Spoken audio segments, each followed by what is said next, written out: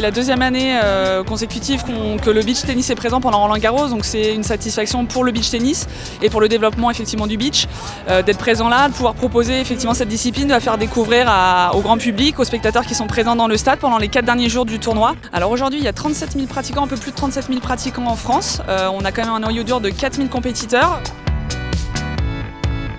Le beach tennis au haut niveau en France se porte très bien, notamment chez les messieurs, puisqu'on a la présence de 3 représentants français dans le top 10 mondial à l'heure actuelle. Et on a aussi eu dernièrement un titre de champion du monde de Nicolas Gianotti il y a tout juste 2 semaines, donc on peut dire qu'il se porte plutôt bien.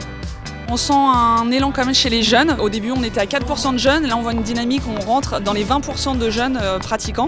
Donc on voit un élan. La DTN pousse aussi sur des sujets au niveau pédagogie, avoir un programme vraiment poussé pour accompagner les enseignants et aussi nos jeunes dans cette discipline pour arriver jusqu'au haut niveau ou en tout cas dans la compétition.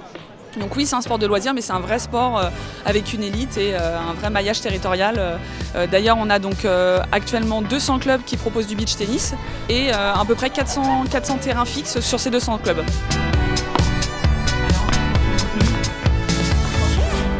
On se sert de Roland-Garros pour promouvoir le beach, mais cet été, on a 5 étapes à travers la France pour pouvoir faire découvrir aussi le beach tennis et mettre en avant aussi notre discipline à travers effectivement des compétitions pour les jeunes des niveaux intermédiaires et encore une fois notre élite avec les BT 2000. Donc rendez-vous sur les plages cet été.